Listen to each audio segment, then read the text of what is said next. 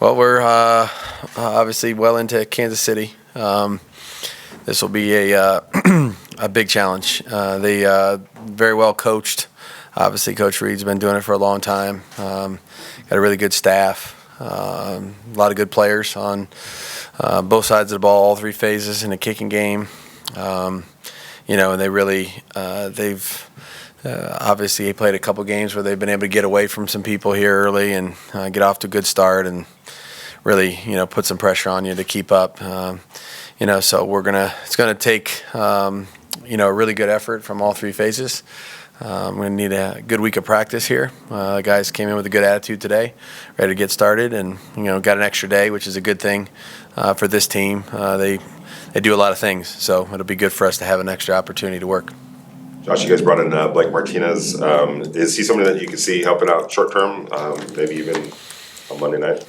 All the practice squad guys are going to, they're all, I would say, available and preparing as if they were going to play. As you saw, we've elevated somebody every week, so it's been pretty consistent for us relative to injuries or how we need to play the game. We've had to elevate some people, so I feel like Blake has an opportunity to help us. Obviously, he's somewhat familiar with Patrick's defense and the terminology and those kind of things. So we'll see how it goes. And again, see what we need to do with the rest of the team based on the health, that we have on Monday. So all those guys would have an opportunity to potentially help us. Update on Hunter Renfro? Is he going to maybe? Yeah, he's. You'll see Hunter out there today. We're in a non-contact, phase at this point. So, again, just going one step at a time, and hopefully he can progress through that. But we'll take it as they tell us to take it.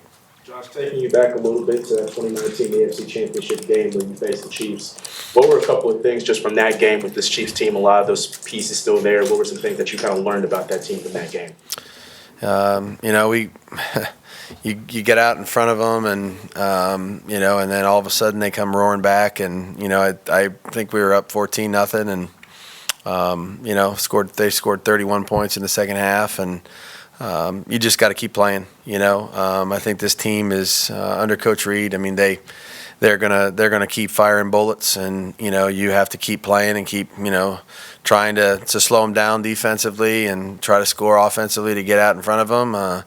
They usually end up with an edge in the kicking game. They have great specialists, great returners. Coach Taub does a great job, in that area too. So there's really you can never relax, and I remember that game being one of those scenarios where you're probably going to be physically, mentally, and emotionally spent at the end of the game, whatever the result is, because it's just so hard to go in there and beat them, and the quarterback's special player, and they got a lot of good football players on their team, and like I said, Andy does a great job. So, there's never a moment where you can relax, and I think that was a good example. I've lived through it, but obviously we have a different team now, and they have a new team, different players. So we'll see how it goes, but there's definitely an element of you're going to need to play every single minute of the game. Like, that play could be the one that determines the outcome, because you never know when it's going to be the one.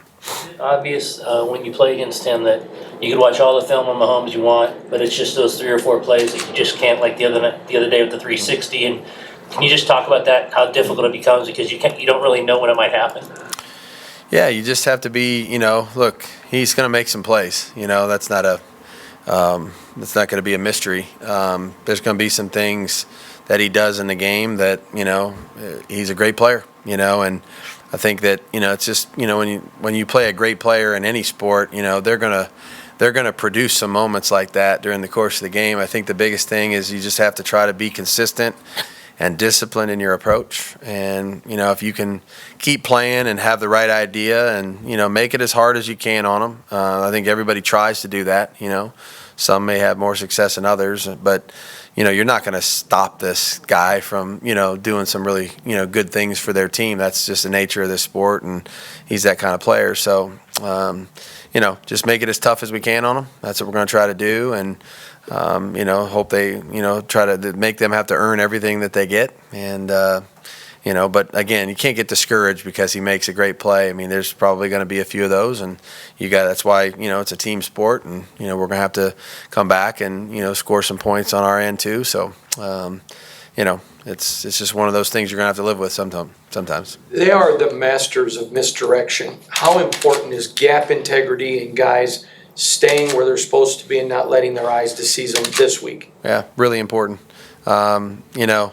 We use the phrase eye candy. It's like they want you to look over here, and then all of a sudden the ball's over here, and you're kind of, what happened? So, what has always impressed me about them is how well they execute those things. Everybody kind of giggles and laughs when you see them, throw an underhand pass to a fullback on a shovel pass, or Kelsey lines up at quarterback in the red zone and then, runs the ball in or runs an option or shovel pass, whatever it is. And, people kind of get a kick out of that. What's always impressed me is how precise they are and how detailed they are when they do those things. And look, players like to run things that are fun. That's what they enjoy that. And Andy has always been somebody that you, as an offensive coach, you watch, their things and you say, can we steal that from them, or would we call that? And some things are no. Like you don't feel comfortable enough. But they got a great system. They have a great staff. Come up with a lot of really unique, creative ideas. And for us defensively, it's just going to be whatever your assignment is, you have to do it, and you have to trust the other 10. You can't start trying to do somebody else's job, or you really get out of position, and they can hurt you quick. So that'll be a big part of the game on Monday night. Josh, you had Josh Jacobs run the ball quite a bit. You're still with your depth. It's been sparingly hit or miss. Zamir had a big run. What are you learning personally in terms of about your running backs room? You kept so many. Yep. And when at some point you have to incorporate them more, I can't imagine Josh can go 17 games with the lion's share. Yeah. I think, this is, first of all, the number we kept is normal for us. I mean, we would probably almost always, because I count kind of Jakob in the tight end room, if you will. But the number is about normal for us. I'd say relative to Josh and his workload, I think he'll tell us, when it needs to be adjusted a little bit. And again, I said it the other day, JJ's one of those guys who doesn't, I've been around some guys that run 2 or 3 carries and then give you one of these and come out for a play or two, and JJ just doesn't have that. He wants to stay out there. It's almost like he gets better as the drive goes, and I think we'll be smart. Again, the limited number of carries we ended up with in the first few weeks, will probably help us here as we get going. We'll play Monday, then we have the bye. So it's always been one of those things where you kind of reassess it every few weeks and make sure that, somebody's body's not breaking down if they're carrying the ball quite a bit. But we'll use that depth, I'd say, when it's probably the right time to do it. But I just think if you got a player that's playing at a high level and playing very well at that position, it's really hard to take him off the field. On the side note, when you say you look at your player, wait for them to give you the high sign or whatever, with what's going on in the NFL with concussions, when do you have to step in and say, no, you're coming out? Yeah, we did that a couple of times the other day. We just give him a rest on our own. But I think there's a lot of people that play all of the snaps in the game. The left tackle, the right tackle. There's a lot of people that play a lot of snaps. Derek obviously plays every one of them. Devontae generally plays all of them. So, you just be smart about it. Each position coach is down there on the field with us, so we can see when they need a break. Kennedy threw Zamir and Brandon in a few times the other day when he could tell that even if he didn't want to come out, it was probably time for him to do that. But just being smart about when we think it's time for them to do it, because some guys will push themselves past the point of when it's smart, and then maybe they're a little tired and miss something on the next play. So just try to do it one play at a time. Josh, there's been a lot of speculation that the league's going to do some adjusting to protocols and keeping guys in there longer for player safety, which is understandable. Have you heard anything directly yet from the league? Not yet. But I would say whatever they do, it's for the right reasons. There's nothing more important than the health of the team. We talked about that this morning. So, we've had a few here in a few weeks. I don't think we're doing anything different on game day than anybody else is doing.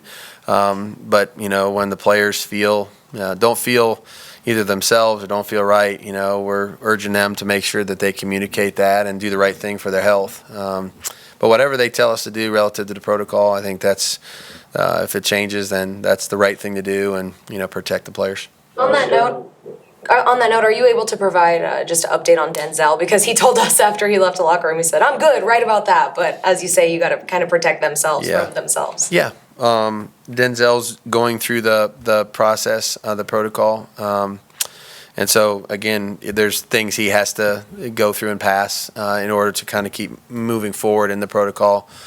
It's really, first of all, I don't have a medical degree and I'm not a doctor, but I know that each one of them, could be different, So, Hunter was different than Nate Hobbs, than Andre James, Denzel, so whatever happens, we have all those steps in place. Our doctors do a great job of just making sure that we, go through them one at a time, and, whenever they're cleared, and, nothing to update on Denzel yet. Josh, Darren Waller's got knocked to a slower statistical start so far this season. What do you think what's been the issue so far, and what could help him have a bigger breakthrough moving forward? No issues. Just, I think sometimes, like I said, it's, where the ball goes and, how many targets and catches and those kind of things. Sometimes that's very circumstantial, to, how the defense played us, what options were available on the play, how did we protect. We look at the whole thing in totality. There's certainly opportunities that we've had potentially down the field or, in the red zone or on third down where, maybe something else occurred on the play and dictated that the ball either didn't get thrown there or what have you. But no concerns on that. He's doing a good job of his job, and we'll continue to try to get him involved in the passing game for sure. You think that the tempo that you went with a couple times on Sunday kind of helped jumpstart the offense and get it going? Yeah, I thought, I